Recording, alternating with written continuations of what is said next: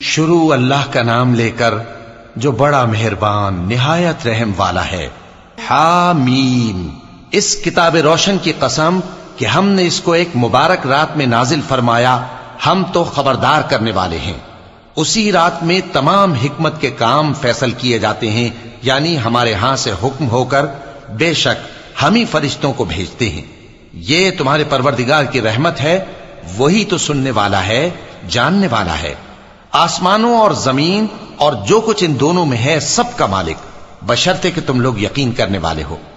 اس کے سوا کوئی معبود نہیں، وہی زندگی دیتا ہے اور وہی موت دیتا ہے، وہی تمہارا اور تمہارے پہلے باپ دادوں کا پروردگار ہے۔ لیکن یہ لوگ شک میں پڑے کھیل رہے ہیں۔ تو اس دن کا انتظار کرو کہ آسمان سے صاف دھواں نکلے گا جو لوگوں پر چھا جائے گا، یہ درد دینے والا عذاب ہے۔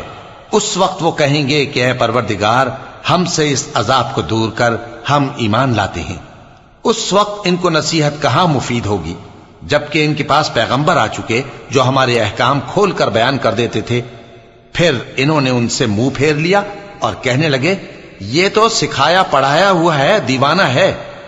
ہم تو تھوڑے دنوں عذاب ٹال دیتے ہیں مگر تم پھر کفر کرنے لگتے ہو۔ جس دن ہم بڑی سخت گرفت کریں گے تو بے شک انتقام لے کر چھوڑیں گے۔ اور ان سے پہلے ہم نے قوم فرعون کی آزمائش کی اور ان کے پاس ایک عالی قدر پیغمبر آئے جنہوں نے یہ کہا کہ اللہ کے بندوں یعنی بنی اسرائیل کو میرے حوالے کر دو، میں تمہارا امانت دار پیغمبر ہوں، اور اللہ کے سامنے سرکشی نہ کرو، میں تمہارے پاس کھلی دلیل لے کر آیا ہوں، اور اس بات سے کہ تم مجھے سنسار کرو، میں اپنے اور تمہارے پروردگار کی پناہ لے چکا ہوں، اور اگر مجھ پر ایمان نہیں لاتے تو مجھ سے الگ ہو جاؤ۔ تب موسیٰ نے اپنے پروردگار سے دعا کی کہ یہ نافرمان لوگ ہیں۔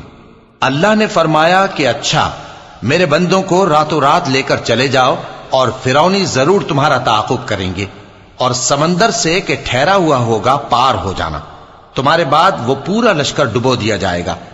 وہ لوگ بہت سے باغ اور چشمے چھوڑ گئے اور کھیتیاں اور نفیس مکان اور آرام کی چیزیں جن میں وہ عیش کیا کرتے تھے۔ اسی طرح ہوا، اور ہم نے دوسرے لوگوں کو ان چیزوں کا مالک بنا دیا۔ پھر ان پر نہ تو آسمان اور زمین کو رونا آیا اور نہ ان کو مہلت ہی دی گئی، اور ہم نے بنی اسرائیل کو ذلت کے عذاب سے نجات دی، یعنی فرعون سے۔ بے شک وہ سرکش اور حد سے نکلا ہوا تھا، اور ہم نے بنی اسرائیل کو اہل عالم میں سے علم کی بنیاد پر چنا تھا، اور ان کو ایسی نشانیاں دی تھیں جن میں کھلی آزمائش تھی۔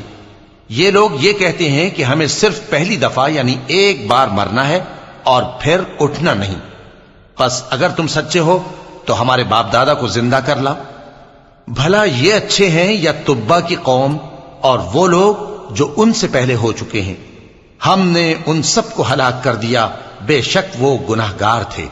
اور ہم نے آسمانوں اور زمین کو اور جو کچھ ان میں ہے اس کو کھیل کے لیے نہیں بنایا، ان کو ہم نے تدبیر سے پیدا کیا ہے، لیکن اکثر لوگ نہیں جانتے۔ کچھ شک نہیں کہ فیصلے کا دن ان سب کے جی اٹھنے کا وقت ہے، جس دن کوئی دوست کسی دوست کے کچھ کام نہ آئے گا اور نہ ان کو مدد ملے گی مگر جس پر اللہ مہربانی کرے۔ بے شک وہی غالب ہے، بڑا مہربان ہے۔ بلا شبہ تھوہر کا درخت گناہگاروں کا کھانا ہوگا، جیسے پگھلا ہوا تانبا۔ وہ تھوہر پیٹوں میں اس طرح کھولے گا جس طرح گرم پانی کھولتا ہے۔ حکم دیا جائے گا کہ اس کو پکڑ لو اور کھینچتے ہوئے دوزخ کے بیچوں بیچ لے جاؤ، پھر اس کے سر پر کھولتا ہوا پانی اونڈیل دو کہ عذاب پر عذاب ہو۔ اب مزہ چکھ، تو بڑی عزت والا اور سردار تھا۔ یہ وہی دوزخ ہے جس میں تم لوگ شک کیا کرتے تھے۔ بے شک پرہیزگار لوگ چین کے مقام میں ہوں گے، یعنی باغوں اور چشموں میں باریک اور دبیز ریشم کا لباس پہن کر ایک دوسرے کے سامنے بیٹھے ہوں گے۔ وہاں اس طرح کا حال ہوگا، اور ہم بڑی بڑی آنکھوں والی حوروں کو ان کی بیویاں بنا دیں گے۔ وہاں امن و اطمینان سے ہر قسم کے میوے منگائیں گے اور کھائیں گے، اور پہلی دفعہ کے مرنے کے علاوہ موت کا مزہ پھر نہیں چکھیں گے، اور اللہ ان کو دوزخ کے عذاب سے بچا لے گا۔ یہ تمہارے پروردگار کا فضل ہے، یہی تو بڑی کامیابی ہے۔ ہم نے اس قرآن کو تمہاری زبان میں آسان کر دیا ہے تاکہ یہ لوگ نصیحت حاصل کریں۔ پس تم بھی انتظار کرو، یہ بھی انتظار کر رہی ہیں۔